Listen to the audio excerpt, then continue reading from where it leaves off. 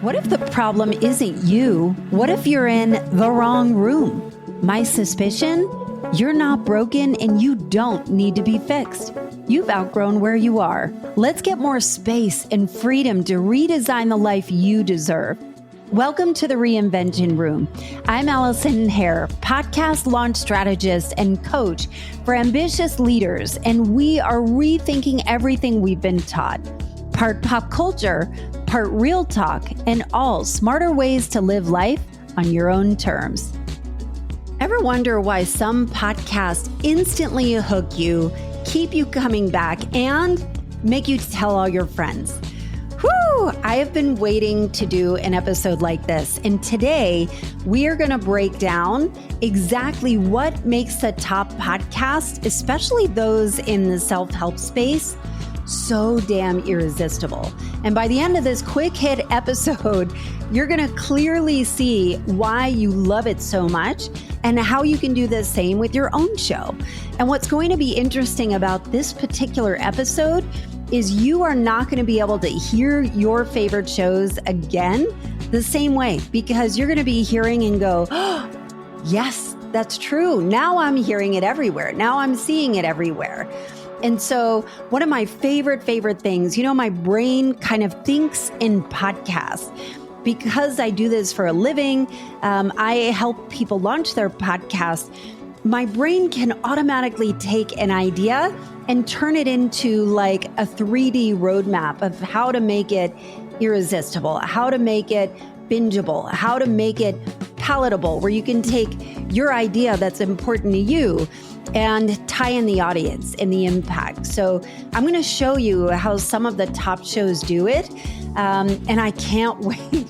I've just been so excited to do this for a long time. And so I'm going to start with the Mel Robbins podcast. So Mel Robbins podcast has been in the top spot or somewhere in the top 10, top 20 for a long time. So I think it was launched in, fall of 2023.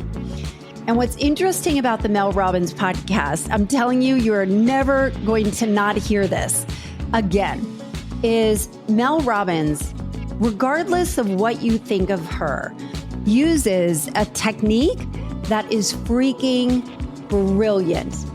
And what she does is she uses something called you language. So when you listen to a podcast, and when you think about, I think about Glennon Doyle's podcast, We Can Do Hard Things.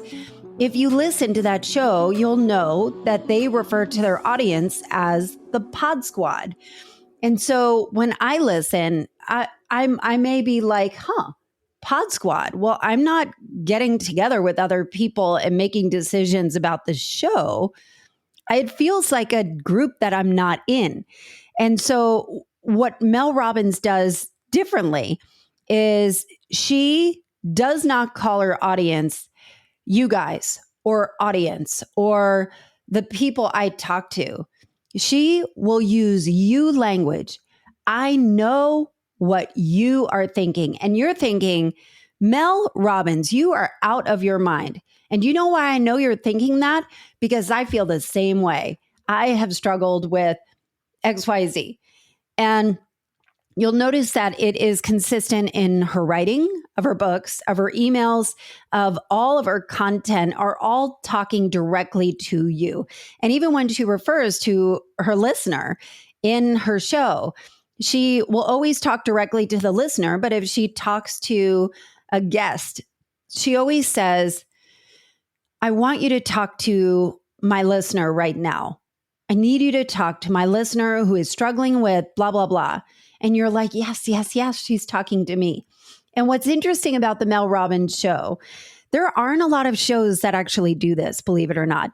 It feels like such an intimate connection because it's almost as if it is your mentor urgently talking to you across the table at a coffee shop saying, girl, I know you're struggling with this. I struggled with it too. Here's a path that I think is going to help you. And so it comes from a little bit of a less preachy way because it feels like it is super genuine and super urgent. because she uses the you language. Whatever you may think of her, Mel Robbins is has some, I don't know if she has challenges, but there is a poet that had released the Let Them theory in, I think it was 2023. And Mel Robbins even commented on it, but this Let Them theory kind of went viral for this poet. And Mel, I don't know, obviously, if they are going to press charges, but it has kind of gone around where it appears as if there is a possibility that Mel Robbins had taken this approach and repurposed it as her own, repackaged it, and not given her any of the credit. So that's what's going on in the internet. People tend to feel one way or another about her, but generally speaking, she has a best-selling book and is very, very well respected in the marketplace. So Mel Robbins, listen for the you language. And I always tell my podcast clients, the you language is going to be the best. And I'll give you an example of another podcast just to kind of give you some contrast to, I had mentioned We Can Do Hard Things with Glennon Doyle. They call their podcast, they call their listeners the Pod Squad. There's another podcast called Entrepreneurs on Fire. This is by John Lee Dumas. So this is definitely more in the business. FIRE stands for financially independent, retire early. So it is a FIRE movement. And typically tends to attract a lot of bros, finance bros that are looking to start a business. And he has done some very interesting things, is really well known and respected in his field. But when he talks on his show, he refers to his audience as Fire Nation. And he says it constantly: Fire Nation, Fire Nation, Fire Nation, Fire Nation, Fire Nation.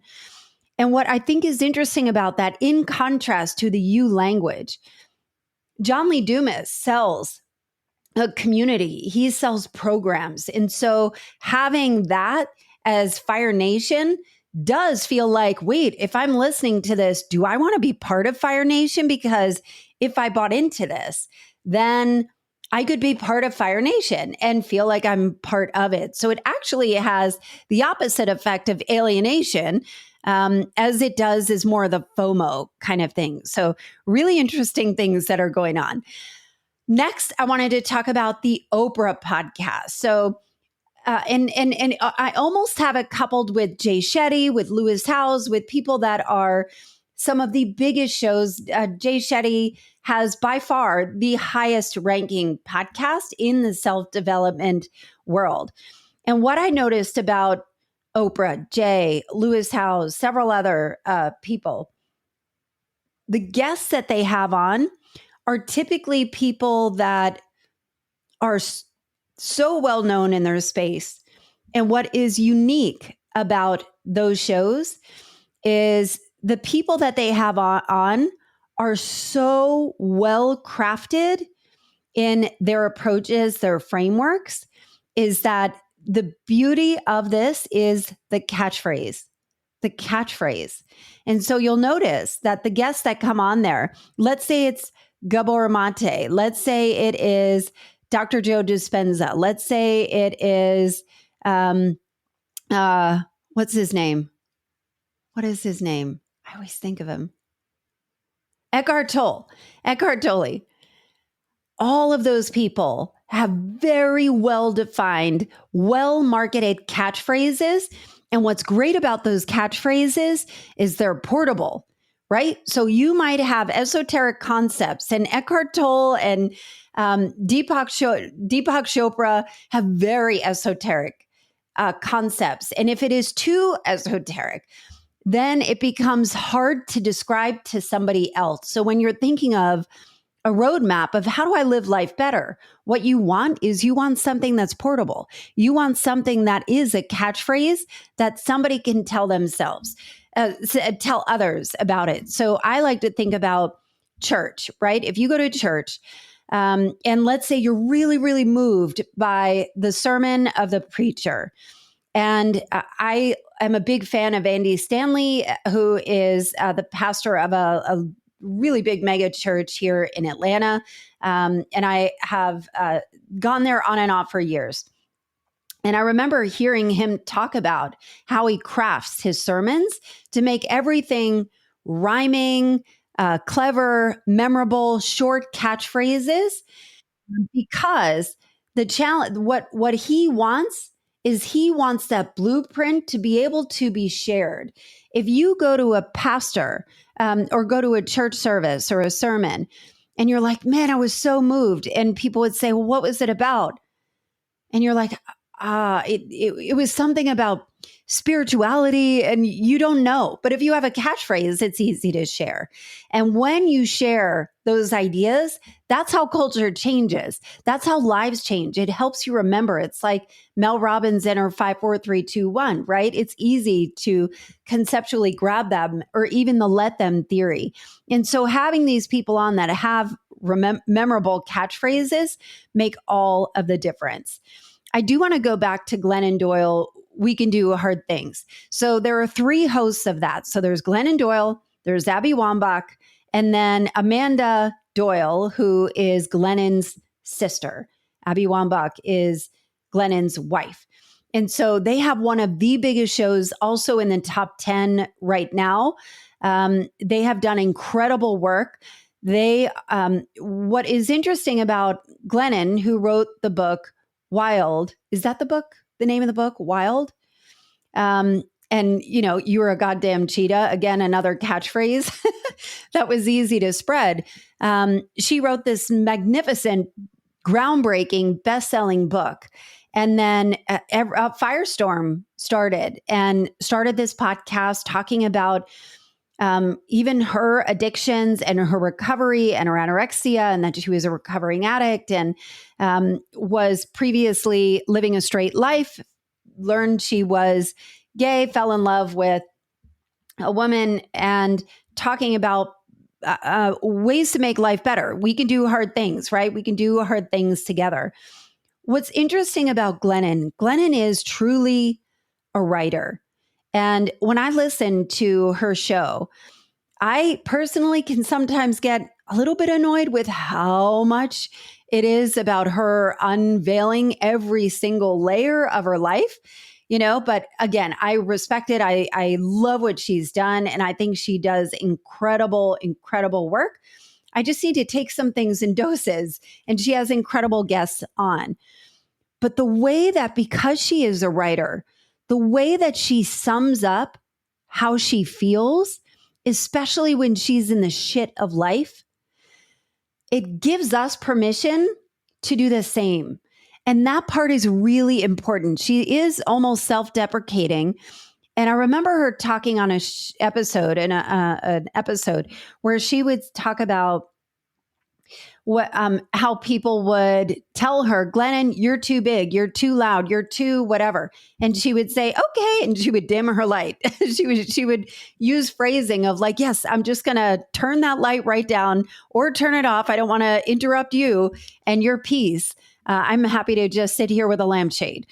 And I love that she would talk about those things that I don't know that I would have ever admitted that out loud, but it gives us permission to do it. So I think there are a lot of big, big benefits to that show and why it does so well, because it is so raw and it is so vulnerable. And the more vulnerable people have to say the quiet part out loud, or the thing they don't want to admit, always gives us permission to say it and maybe normalize it, so it doesn't feel like this festering secret or this festering thing of us feeling like a fraud, the imposter syndrome. Okay, so next I'm going to talk about Smartless. So Smartless is not a self-help podcast. One of the crazy things about Smartless, it is like on the top of everybody's list. So I did like an informal poll. It's always on the top of it. My aunt, who happens to be my godmother, she's like 80 years old and she loves it. I mean, granted, she's cool as hell anyway, but she loves the show. And what I think is interesting about Smartless, first of all, those 3, Jason Bateman, Will Arnett, and Sean Hayes, are awful interviewers. Like they suck so bad. And certainly they always dunk on Sean Hayes being a bad interviewer, but they're all really bad. But what is so entertaining and captivating about these three is them ripping on each other. It's hilarious. There is no malice when it is towards each other. And then, of course, they have these incredible celebrity guests, and it's entertaining throughout. Personally, I wish they would be better interviewers, but it is so interesting from a laugh perspective. One of my clients was the commercial break, Brian Green of the commercial break. If you have not heard the commercial break, this is in the comedy section. The commercial break is number one in comedy improv in the US in Spotify and Apple Podcasts. It is ranking on the comedy charts as well, pretty high. It is such a funny show. And Brian and Chrissy started this podcast in 2020, and they were part of my very first podcast cohort, or at least Brian was part of the very first podcast cohort. And one of the things I always ask of anybody who's working with me, what is the promise that your podcast has? What is the promise that every single time you publish an episode, you can guarantee that your listener is going to walk away with a snack, walk away with something? Maybe it's a catchphrase, maybe it's a framework, maybe it is something else.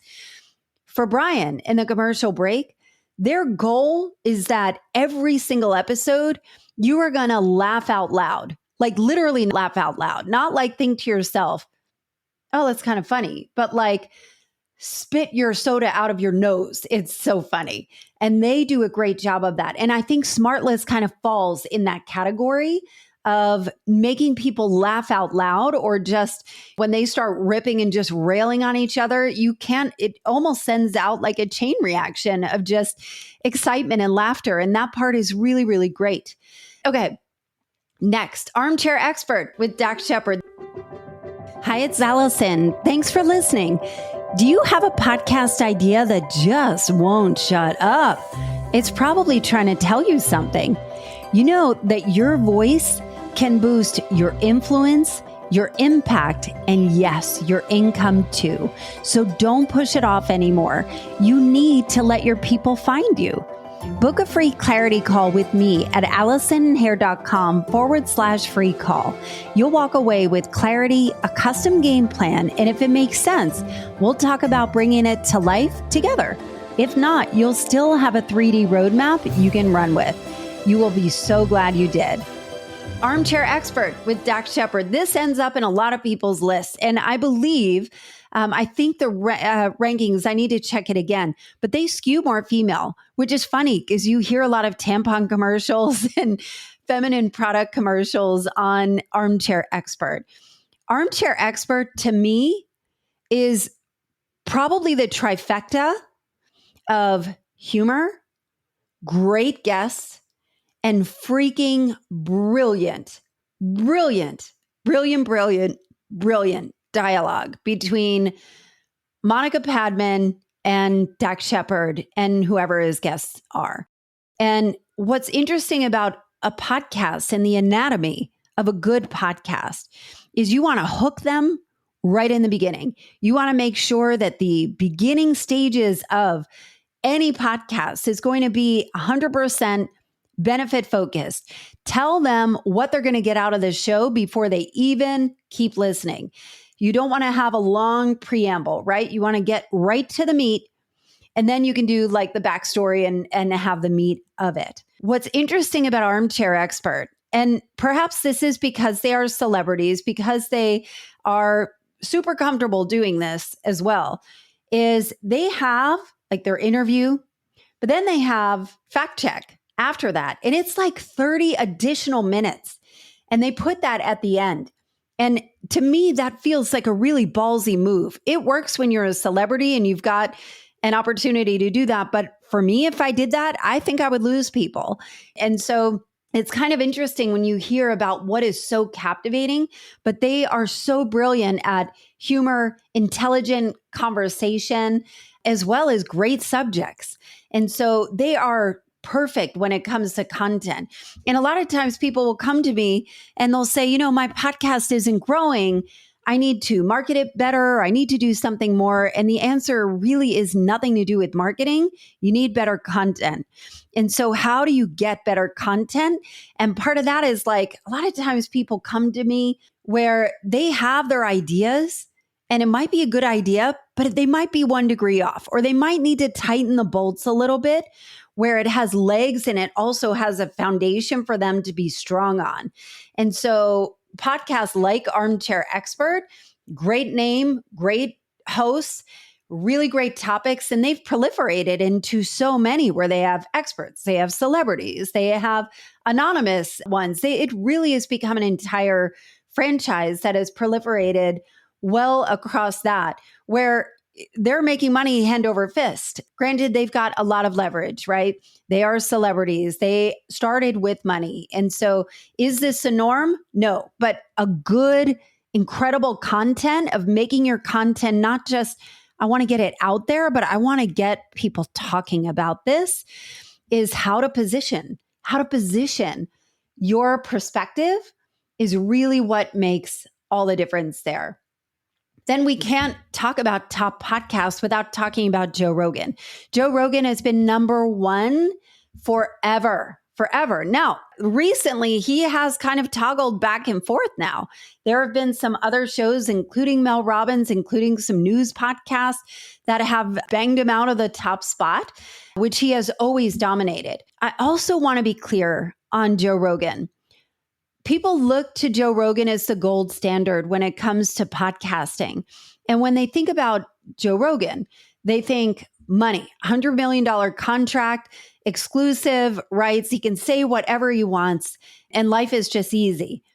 He has been doing this for 20 years, almost 20 years, maybe if not more.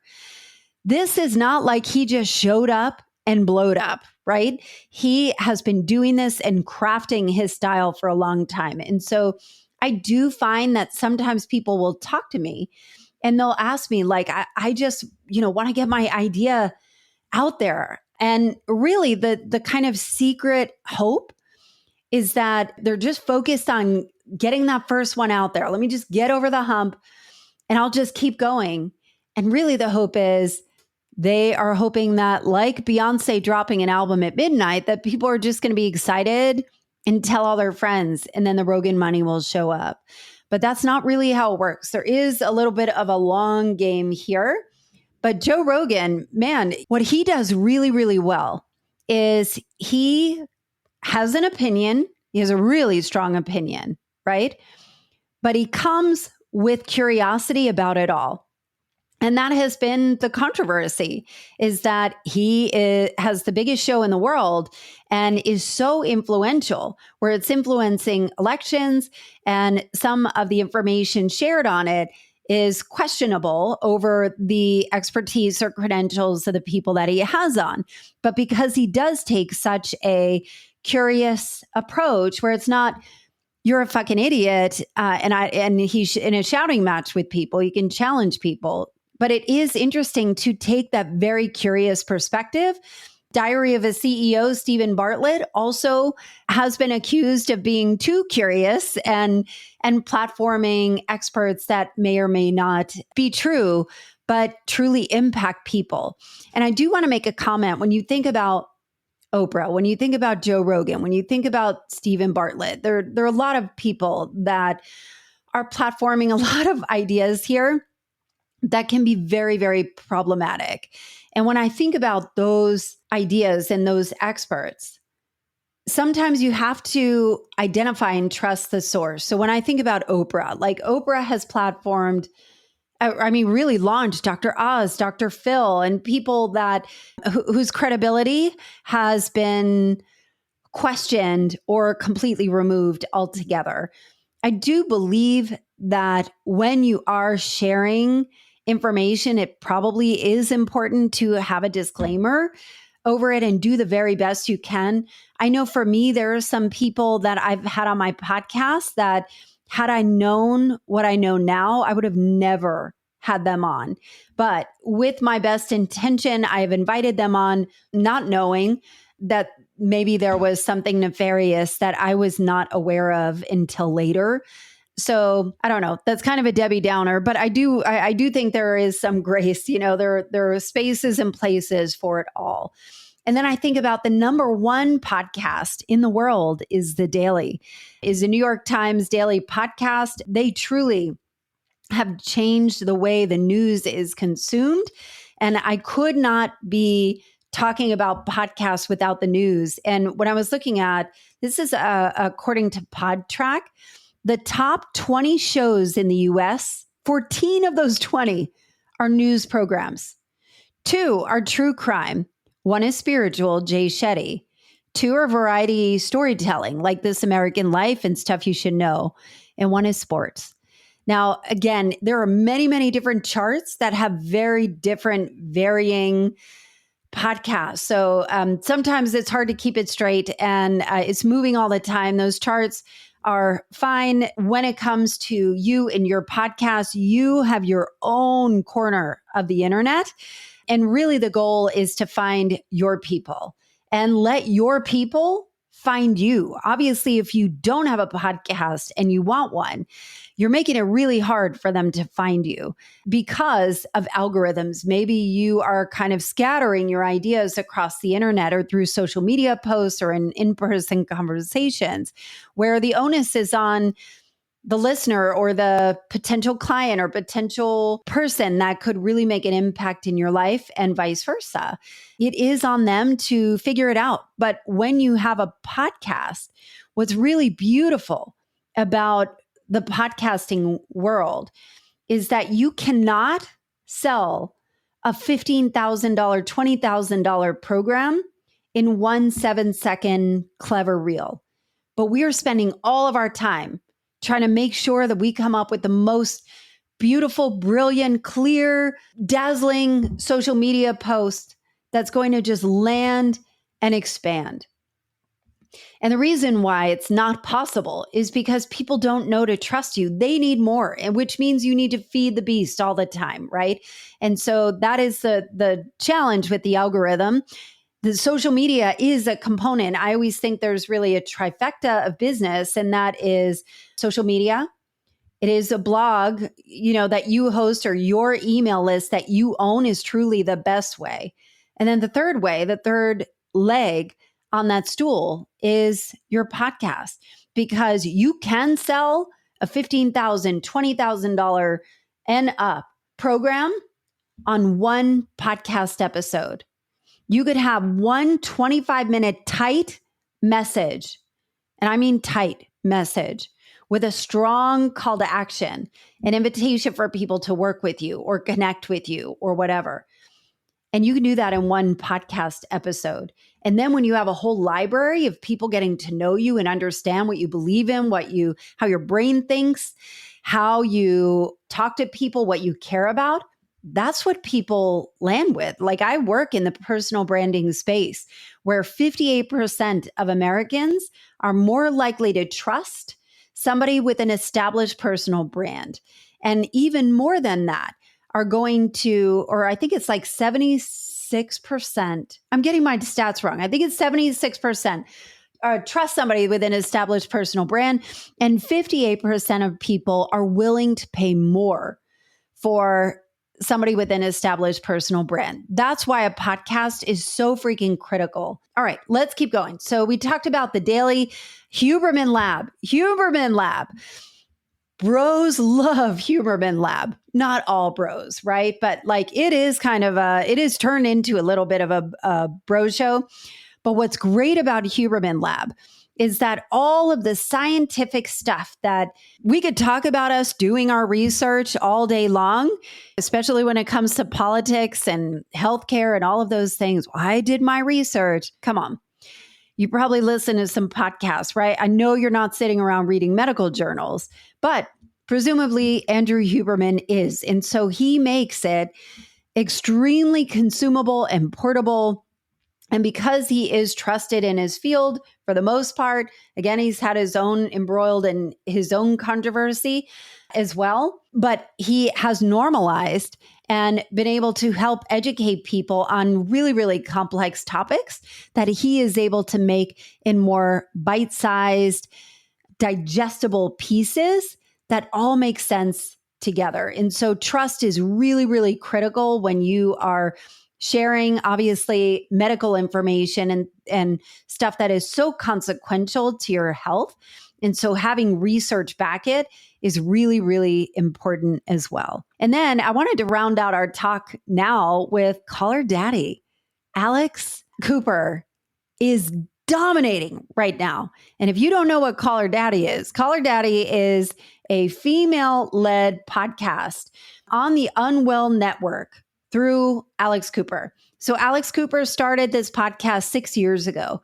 I started my podcast 6 years ago, Reinvention Room, and we should be on the same track, but we aren't. We aren't.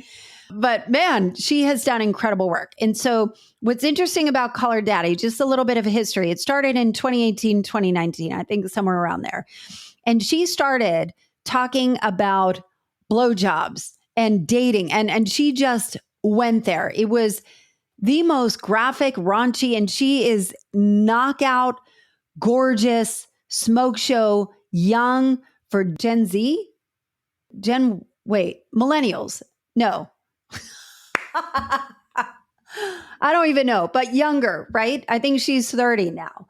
But she's been doing this for a number of years and felt like she got started in Barstool Sports and as again, one of the only females to be talking like dudes do, honestly, about sex and about relationships and about dating and just put it all out there. And what she noticed that she needed to edit things and edit her podcast in a way that was shorter, more to the point, less drawn out, because she knew that her audience's attention span was different from everything else that was out there. And so she started to do that. She has interviewed some of the biggest names walking on the planet today. She started the Unwell Network and has multiple podcasts and is really starting a media empire and even a drink company. Like, she truly is the life of a podcaster that anybody, myself included, would dream about, right? Like, she started this kind of fledgling show, was connected with Dave Portnoy at Barstool Sports in a very male-dominated space, talking about super edgy stuff. It's less about the blowjobs now and more about real women's issues and things that are important to women, dating, relationships, and a lot of celebrities. But man, she is doing incredible work. And I am so here for it. I'm so here for her getting the money. She had $100 million contract, presumably, and has a whole drink company and has 60 people working on her drink brand right at this moment. She is running white hot right now, and it's super exciting. I love seeing this. I also want to do a notable mention, and we will close up shop here. But a notable mention is about the Tim Ferriss podcast. So if you are not familiar with Tim Ferriss is an Ivy League graduate who wrote the 4-Hour Work Week and the 4-Hour Everything, right? 4-Hour, I forget all of the brands that he's done or books that he's done. But Tim Ferriss is this super intellectual academic thinker that wanted to use his body as a guinea pig. And so he has been podcasting for probably almost as long as Joe Rogan, has a massive, massive show. He is a brilliant, absolutely brilliant interviewer. He does like super bare bones interview. I think he just added video. But the bare bone, like, he uses the same mics that I use. And it's just super duper simple. There aren't a lot of bells and whistles to it at all. But they're very long form. They're 2-3 hours. Same with Joe Rogan. There are a lot of these multi-hour long form content of people going on and on, right? And I think there is an interesting thought or theory about Joe Rogan that if you have 2 or 3 hours, it is always going to lead to some conspiratorial.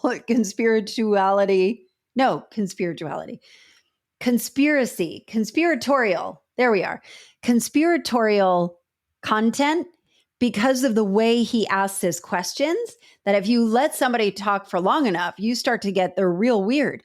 Tim Ferriss usually has a lot of academics on and a lot of people that are absolutely brilliant. It's interesting to listen to how he phrases his questions. He's very personal, but also guarded. He's an investor. It's really, really interesting to watch him. What I think is notable about Tim Ferriss, when you think of the big podcast, he made an agreement this year or a declaration that he was not going to interview anybody who is promoting anything. They weren't on a book tour. You know, a lot of times from a podcast perspective, you can go on some of the publisher and the publishing houses websites and find out the upcoming new releases. And you can contact those authors rather, beforehand and ask them to be on your show.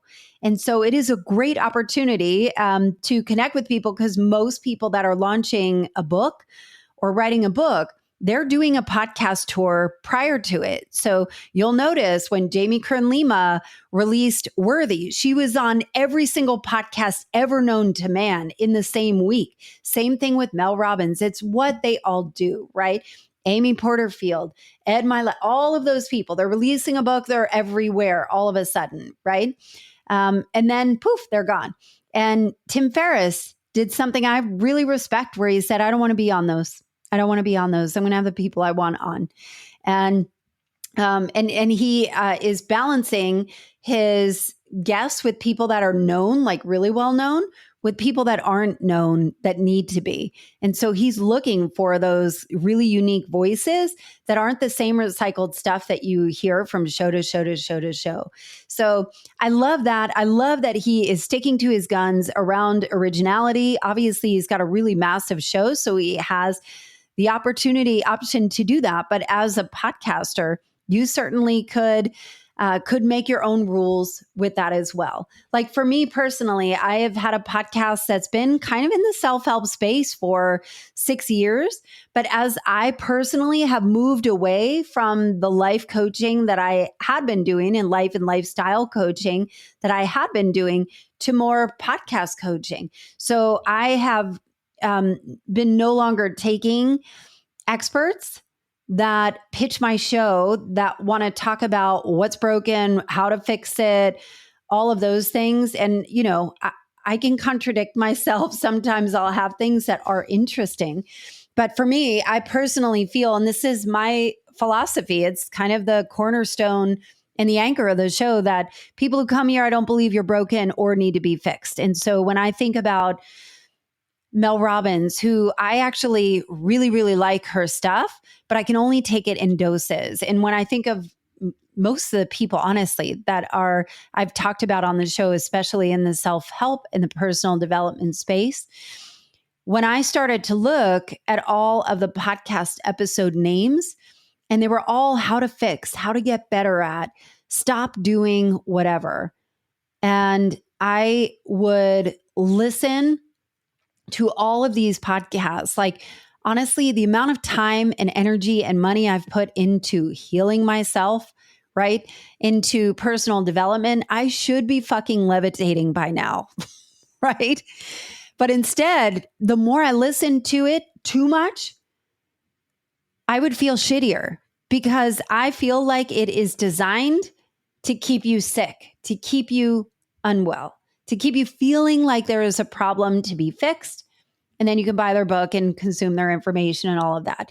I do think in doses, it really, really is helpful. And those frameworks are helpful. But as a general rule, I've come to the realization that I don't want to be, I feel like I don't want to be talking down to you. I feel like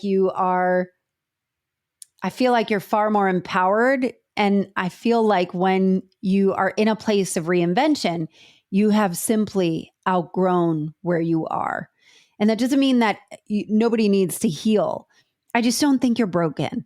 And I don't think anything's wrong with you. And I don't want to perpetuate any pathology or pathologize anything you're going through because I don't believe it. And I feel like it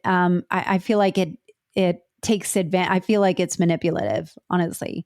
But that's my own personal thought. And so now I'm kind of reflecting on reinvention through pop culture more and more. And I freaking love it. Like I could talk about cults all day long. I could talk about trad wives all day long. I could talk about so many different topics.